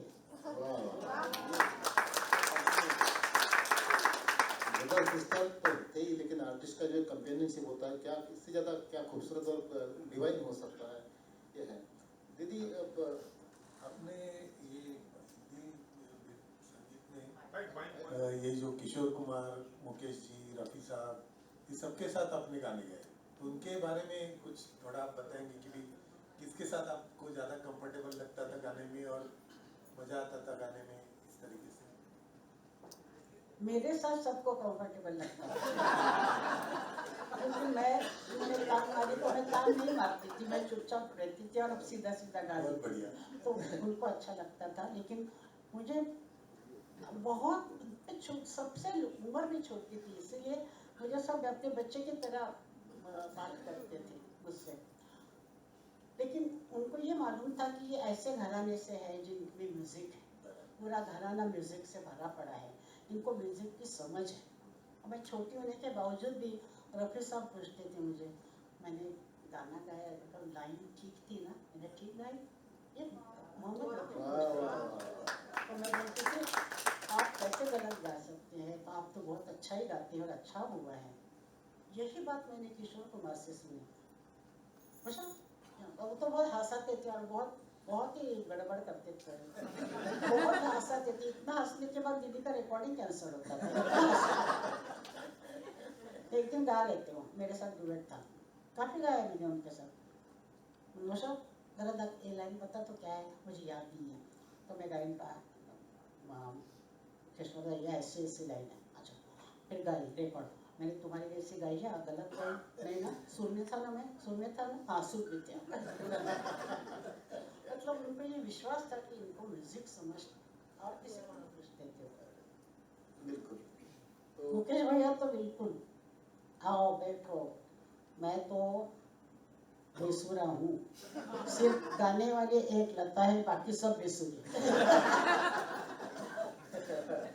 माइक पे बोला उन्होंने लंदन में, आप सुनिए, लोगों को एड्रेस किया, गाने वाली सिर्फ लता है, बाकी सब बेसुरे है, मैं भी उसमें हूँ। बिल्कुल हम चाहते हैं कि सफर बहुत लंबा चले, लेकिन मुझे एक चीज़ आपको पूछनी है, सब जानना चाहते हैं कि दीदी के साथ अपने इतने डिकेड्स तक आप साथ में रही, सबसे क्लोज आप ही रही क्योंकि साथ में उनके साथ में, तो ये जो प्रभुकुंज में इतना सालों का वास्तव है, 60s में आप लोग वहाँ पे आए थे ना, आप वहीं पे रही थी, अभी ये एक साल में आपको क्या फील होता है कि जब दिन में मैं आया था, मुझे बहुत ये लगा कि वो कुर्सी मैं बाहर के सोफा पे, आपने देखा है मैं बिल्कुल बाहर सोफा पे बैठती हूँ, दरवाजा मत खोलो, दीदी उठेगी, या अभी भी दरवाजे के बिल्कुल पास बैठती हूँ। अब कोई दरवाजा खुला रखता है तो अरे दीदी उठ के बाहर है क्या, ऐसे लगता है, ऐसे लगता ही नहीं कि वो नहीं है। हम लोग सब यही बोलते, उसके फोटो को हार नहीं लगाते, कभी भी हार नहीं चढ़ाते, फूल रख देते हैं, बोलते कि हार उसी को चढ़ाते हैं जो गया, तो नहीं गई वो है। और इससे ये मिलता है, समझ में आता है कि वो आजू बाजू में है। कभी फूलों की बात आती है, कभी मोगरा उसको पसंद था, मोगरे की बात आती है, मैं बोलते हाँ दीदी आ गई है, दीदी आ गया, ऐसा बोलते। ये इमॉर्टल जो बोलते हैं कि इटर्नल है और इमॉर्टल है, उसने 13 साल से घर को संभाला, सबको बड़ा किया, सिखाया, गाना ये वो जो भी जिसको जो करना था करने दिया, सक्सेस मिला सबको, उसको खुशी हुई। और हृदयनाथ के गाने उसने इतने मन से गाए हैं, बीमारी में किसी भी हालत में उसने गाए, क्योंकि उसको उसका म्यूजिक बहुत, वो बोलती थी नहीं ये मेरा गुरु है, हृदयनाथ को बोलती थी, इतना अच्छा म्यूजिक का ज्ञान है इसको। तो ऐसी फैमिली को जो प्यार से रखा है उसने, वो छोड़ के कैसे जाएगी, वो है। बिल्कुल बिल्कुल, वो हमेशा सभी के साथ में है, आपका तो सवाल ही नहीं, लेकिन हमने जिन्होंने देखा भी नहीं, कभी कभी मुलाकात भी नहीं हुई, उनके भी मन में बसी हुई है, और अभी ऐसा लगता है जिस दिन मेरा एक ऐसे मुझे बुलाया था किसी ने कंडोलेंस में दीदी के इसमें, तो मैंने पूछा आपको, मैंने कहा दीदी नहीं गई है, मैंने कहा आपने कितने बचपन से गाने सुने हैं, तो सबने बोला हम लोगों ने सुने हैं, बचपन से सुने हैं। कितने लोगों को गाने याद है, सबने हाथ ऊपर किया, हम सबको गाने याद है। तो आपके मन में कौन है, किसकी आवाज है, दीदी की, तो है ना दीदी, ऐसा। बिल्कुल बिल्कुल, और क्या जनरेशन है, मतलब एक ही उदाहरण मुझे देना चाहता हूँ कि शोभना समर्थ उनके लिए उन्होंने गाया, उनकी बेटी नूतन उनके लिए उन्होंने गाया, उनकी बेटी काजल उनके लिए भी उन्होंने गाया, ग्रैंड डॉटर एंड उसकी ये जो है, तीनों पीढ़ी के लिए गाने वाले, और सबके गाना ही ऐसा कोई आवाज में कोई फर्क नहीं है, यंग है तो यंग। बिल्कुल है। आपने दीदी जी के साथ बहुत सारे गाने गाए, लेकिन सबसे फेवरेट गाना आपका कौन सा है? ऐसा खास याद नहीं, लेकिन अपलम चपलम फेवरेट है मेरा, बहुत अच्छा लगता है। वो हमेशा रहेगा, सबका फेवरेट है वो, इसकी शुरुआत हमने उसी से की थी। दीदी मैं आखिरी सवाल, क्योंकि और एक गाना अच्छा लगता है मुझे, तुमको प्यार दीजिए। वाह वाह, बेहद खूबसूरत गाना है। मैं कहते हैं कोहली साहब का एक, और उन्होंने एक ही पिक्चर बनाई, जीएस कोहली ओपी नैयर के असिस्टेंट, एक ही पिक्चर बनाई और एक गाना इतना अच्छा बनाया, सुंदर सुंदर गाना है, हमारे मेले में हमने सब और किसी को मालूम नहीं, उन्होंने मराठी फिल्म बनाई उसमें ये गाना दिया था, लेकिन वो नहीं चला। ये था। दीदी अभी सब मंगेशकर परिवार में एक अच्छा वरदान है इसका, संगीत का तो है ही। अभी आज उम्र के इस पड़ाव में आके आपको 28 साल का चल रहा है, पूरा सांगीतिक सफर को, पूरे पिछले सफर को जब आप पीछे मुड़ के देखते तो क्या लगता है आपको कि आप 6 साल की थी तब से आपने जब वो संभाला, सब देखा, और आज इस दौर में आपको? मैं बहुत मिस करती हूँ उस दौर को, उस वक्त के म्यूजिशियंस, उस वक्त के म्यूजिक डायरेक्टर, उस वक्त के गाने वाले, कोरस गाने वाले, मेरे बहुत फ्रेंड थे। कोरस लड़कियाँ सब मेरी बहुत फ्रेंड थी।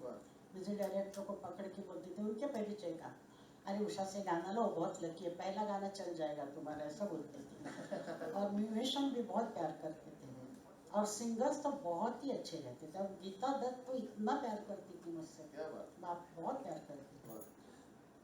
सब एकदम एक बहुत बड़ा कुटुंब था। हाँ हाँ। सब हम लोग मिलजुल के रहते थे।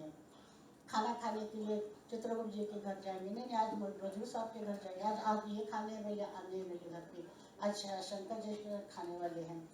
घर के जैसा, ऐसा लगता ही नहीं था म्यूजिक डायरेक्टर है ये है। हम लोग जयकिशन का इतना मजाक करते थे, इतना मजाक करते थे, मुझे चिढ़ जाता था, चलता ही रहता था। मैं और मीना से बहुत मजाक करते थे। बिल्कुल बिल्कुल। ये सफर मैं चाहता हूँ कि ना खत्म हो, लेकिन समय की पाबंदी है और बहुत सारी बातें आपसे करनी है। मैं लेकिन एक बात बताऊँ कि मुझे बिल्कुल ऐसा लग नहीं रहा था कि दीदी आप इतनी बात करोगी, क्योंकि बहुत सारा मसाला मैंने रखा था कि दीदी को बीच में बगैर ब्रेक देना चाहे तो मैं कुछ गाने याद करूँ, लेकिन जब मुझे किसी से बात की, बोले नहीं नहीं आप देखिए, वो स्टेज पे आएगी, लोगों को देखेगी, गाने सुनेगी, वो बहुत बात करेगी, बहुत बहुत बात के लिए शुक्रिया। सिर्फ गाना नहीं गा सके, वाला ना ना ना ना, वो खास खास के पूरे 4 महीने हो गए। एक सेक्शन मुझे लगता है हम लोगों ने कवर नहीं किया है हाँ हाँ। कि दीदी एक म्यूजिक डायरेक्टर भी थी, आनंद गन नाम से उन्होंने Yes, yes, yes. बहुत अच्छे मराठी में म्यूजिक दिया है और मैंने गाया है और गाना चला भी। तो वो बताइए कि दीदी एज अ म्यूजिक डायरेक्टर आपको गाना कैसे नहीं बिल्कुल सिखाती सही कैसे सही करती थी? कंपोजर जैसे म्यूजिक डायरेक्टर सिखाते वैसे सिखाते। और मेरी क्या आदत है, समझ में आया कि मैं बोलते हाँ मालूम क्या, तो वो म्यूजिक डायरेक्टर को अच्छा नहीं लगता था कि हमने इतनी मुश्किल चीज़ बताई और इसने हाँ बोल रही है, इसको आ गया तो मैं गा के बताती थी। बोलते हाँ ठीक है, मैंने बोली यही तो मैंने बोला। दीदीच्या संगीतामध्ये आपल्या मराठी मातीचा सुगंध येतो. इतकं अगदी मराठी कारण तिला फार आवड खूप असं- मराठी आणि भाषा आणि आपल्या महाराष्ट्राविषयी, देशाविषयी अत्यंत प्रेम. अत्यंत. शिवाजी महाराज तर म्हणजे बघायला, ज्ञानेश्वर, सगळे आपले जेवढे जेवढे संत मोठे शूरवीर झाले सगळ्यांचे. बहुत बढ़िया। कारण राजाच्या रंगमहाली वगैरे ऐकताना हा, हा. असं जाणवतं की अरे किती परफेक्ट नस मराठी पकडलेली diction. आहे गाण्याची. ऐरणीचे दिवा. ऐकली का? जबरदस्त. बहुत छान म्युझिक दिलं तिला, खूप छान. शिवरामी सरदार शिवरामी सरदार. आदिनाथ गायला. शिवरामी एक सरदार. एक विचारायचं म्हणजे आनंदगण नाव का घेतलं, म्हणजे काय त्याच्यामध्ये काही आणि, specific कारण होतं? तिला स्वतःचं नाव द्यायचं नव्हतं. अच्छा. त्या काळात तिचं नाव झालं होतं, मग लोक हे चुकीचं केलं असं म्युझिक करायचं आणि असं कोणीतरी बोलेल म्हणून ती बोलली की मी नाव बदलते. तर अशा तिचा मुलगा, त्याचं नाव आनंद आहे, अच्छा, धाकटा मुलगा. ओके. तर तो खूप लहान होता. ते म्हणजे ठीक आहे मी याचं नाव घेते आनंद, पण नुसतं आनंद नको, मग ते पुरुष होते तर आनंद घन केलं. आनंद घन किया, वाह वाह। ये भी बहुत बहुत सारे इसमें होती है। मेरे ख्याल से भाजी पेंडराकर साहब ने जटाशंकर नाम उनको सुझाया था। भाजी पेंडरकर जी जिन्होंने ये फिल्म बनाई थी, उन्होंने कहा कि तुमको अलग नाम रखना है तो जटाशंकर नाम से करो। अरे रखना है, ऐसा नाम नहीं करना, जैसे मेरे लंबे बाल है और आप मुझे जटाशंकर बोल रहे हैं। बहुत लोगों में ये लिया। और फिर उन्होंने जब गाना लिखा, वो खुद लिखते थे गाना, वो बहुत बड़ा आर्टिस्ट था। जब उन्होंने गाना लिखा तो उन्होंने नाम बदली किया, बोलते मैं मेरा नाम नहीं दूंगा, तुमने नहीं दिया तो मीनाचे का लड़का, बड़ा लड़का, उसका नाम योगेश है, तो उसका नाम उन्होंने लिया। तो योगेश का गाना और आनंद घन का म्यूजिक, ऐसा हुआ।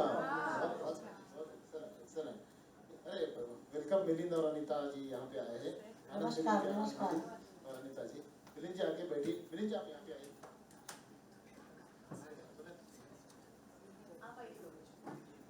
ये मिलिंद दीदी का बहुत फेवरेट है।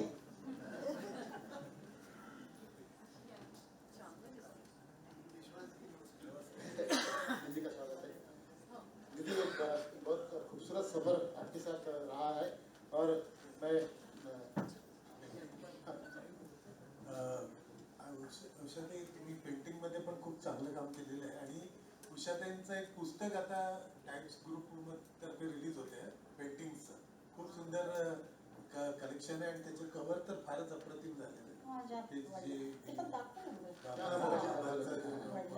वडिलांचं त्यांचे सगळे रेकॉर्ड्स एकत्र करून त्याचे LP रेकॉर्ड बनवले होते हृदयनाथनी. तर मला बोला तू बनव कव्हर, मला दुसऱ्यांची आवडत नाही, पण त्यांचे सगळे रेकॉर्डची कव्हर मी बनवली आहे. त्यातले ते इवन वाटतं. गालिबच्या एलपीचं पण गालिब केलंय, मीराबाईचं नाही केलं मी, गालिबचं केलं. गालिबचं केलेलं आहे. हा, भगवद्गीतेचं केलं अच्छा. आणि बरीचशी. मग हे सगळे जे पेंटिंग HMV ला दिली त्यांनी काय तुम्हाला दिले की नाही पैसे वगैरे? की आपले असेच वापरले? त्यांनी फक्त उपकार एवढाच केला की माझी पेंटिंग मला परत केली.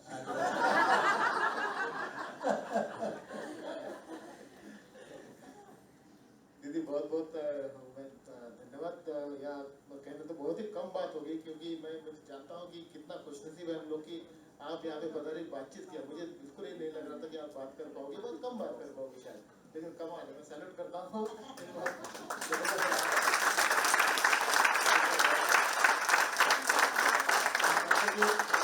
लंबा चले, लेकिन यदि यहाँ पे आई इतनी उम्र में दूर से बड़े रोड से और इतनी देर बैठी है, मतलब बहुत है। मैं हमारे साथ आज आदिनाथ जी की वाइफ कृष्णा जी भी आई है।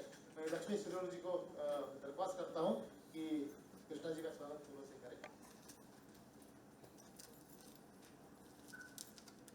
लक्ष्मी शिरोल जी प्यारलाल जी की जो वाइफ है, उनकी सिस्टर है, उनकी सिस्टर इन लॉ है सुनीला जी।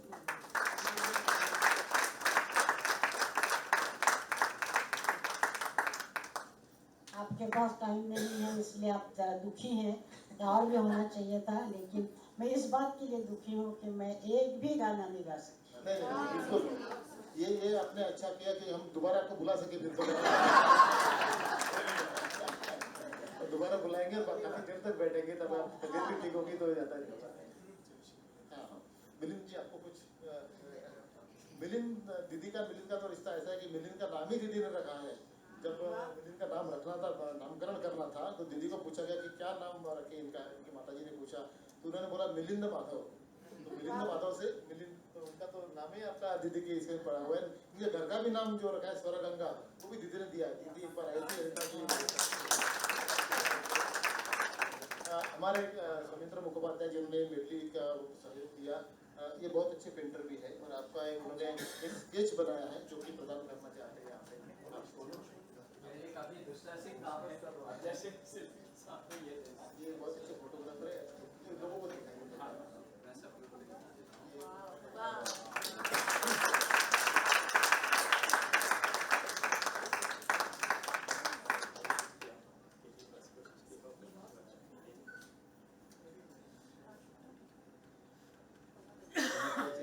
छोटा सा तोहफा है सौमित्र।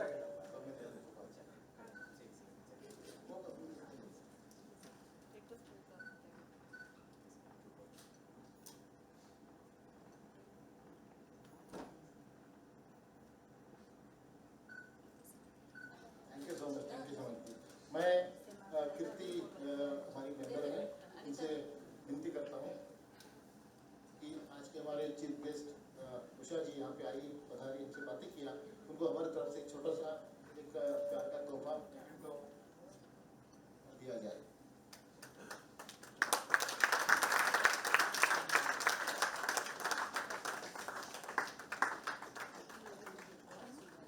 थैंक यू दीदी।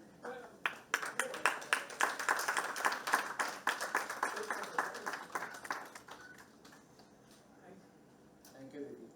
आशा आपको छोटा सा हमारे चीज पसंद आएगी, मैं दे रही हूँ कुछ तरह से। थैंक यू कीर्ति।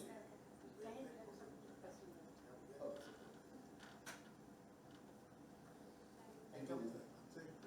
हाँ, तो इसके बाद ये जैसे तो होता है, मिलिंद जी हमारे साथ रहेंगे बिल्कुल। सर का स्वागत भी होगा सर, क्या है। तो इसके बाद हम लोग एक ग्रुप में फोटोग्राफ लेंगे, क्योंकि दीदी को मुझे लेना मुश्किल हो जाएगा यहाँ पे। यहीं पे बिठाऊंगा, मैं जैसे पूछूंगा आपको बुलाऊंगा, वैसे आप ग्रुप्स में आइएगा, तब वैसे मैं आप फोटोग्राफ लेंगे। उसके बाद स्पॉट कमेटी जो है गेस्ट हाउस नंतर आपण घेऊ। इमिजिएटली कोणी मागू नका काही आता,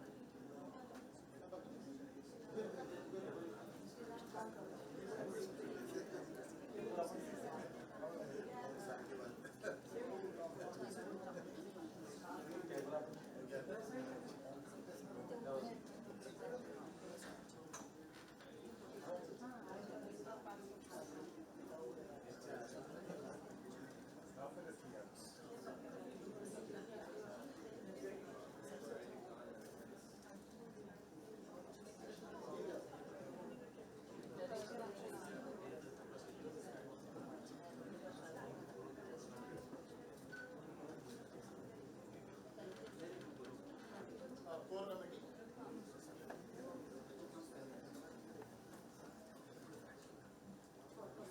कमेटी बराबर आई है। हिम्मत, मनोज,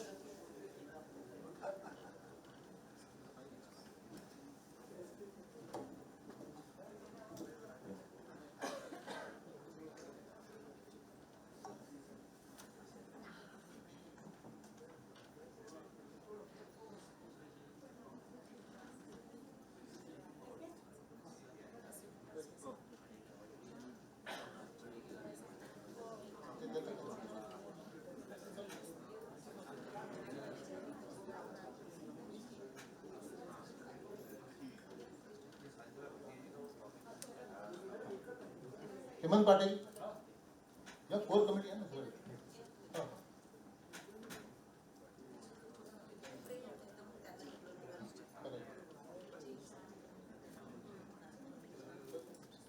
हाँ भैया इसको प्लीज विजय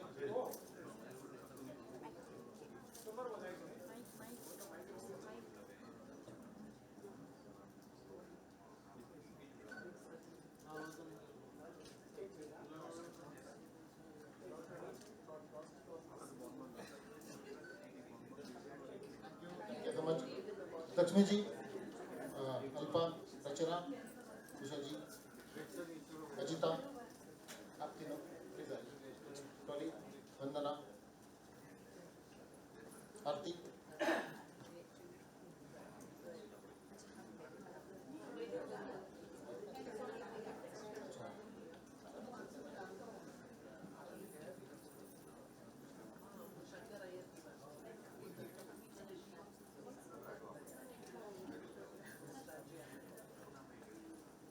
आइए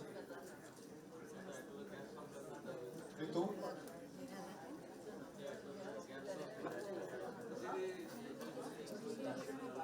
हर्षा स्वाति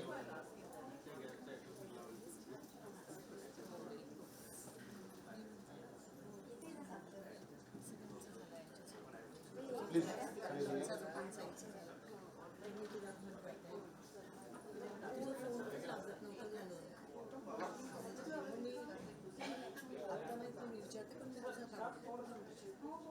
तुम्ही समोर मग आहे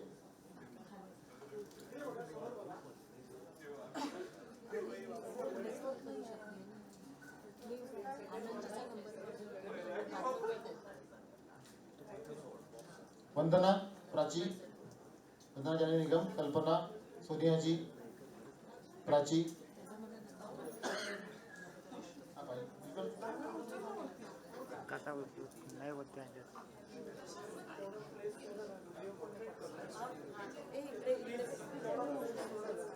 बाकी लोग बैठिए खड़े मत रहिए यहाँ पे मैं एक को बुलाता हूँ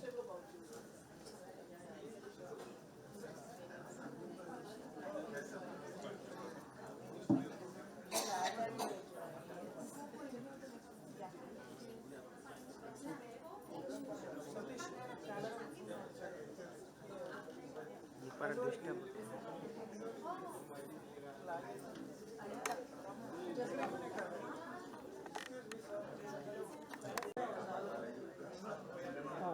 समोर बघा इकडे yes ready start look at camera please yes ready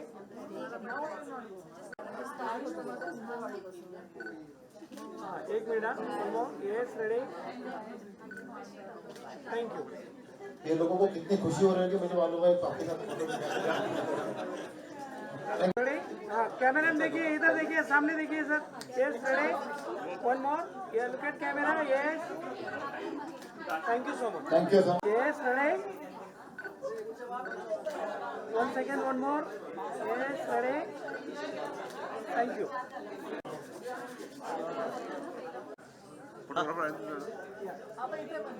look here please yes ready 1 second one more yes please please please Shikha ji एक मिनट मयंक जी क्योंकि आपको बता नहीं पा रहा था और मेरे से कुछ हो नहीं रहा था this session was almost cancelled this was totally cancelled परसों मुझे फोन आया था कि she was having severe throat भागा दौड़ा मिलने गए बोली कि मैं ये शो नहीं कर सकती मैं आ ही नहीं सकती तो मैंने डिक्लेयर कर दिया सब लोगों को, आपको पता लगा इनके नाम के सब लोग आ रहे हैं दूर दूर से।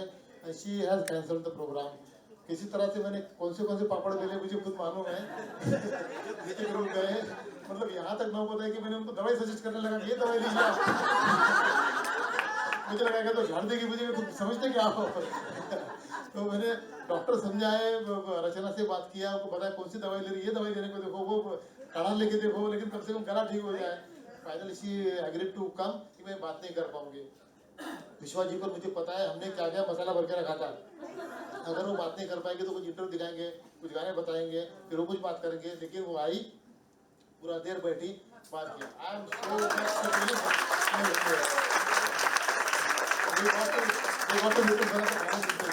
सो दो बेसिक इंस्ट्रक्शंस है। लंच यहाँ पे चालू होगा, लंच यहाँ पे दरवाजा है, वो खोल के बाहर मत जाइएगा, क्योंकि she will pass on that way to the restaurant for having her lunch. तो वहाँ पे प्लेटें लेके मत जाइए। ये जो कॉरिडोर है लंच का, यहाँ आप लंच कर सकते हो, दबा के खाइए, क्योंकि नेक्स्ट इसके बाद में सेशन है सलर सिंह का, जो ऑलरेडी पहुंच चुके हैं यहाँ पे। वो मस्ती वाला सेशन रहेगा।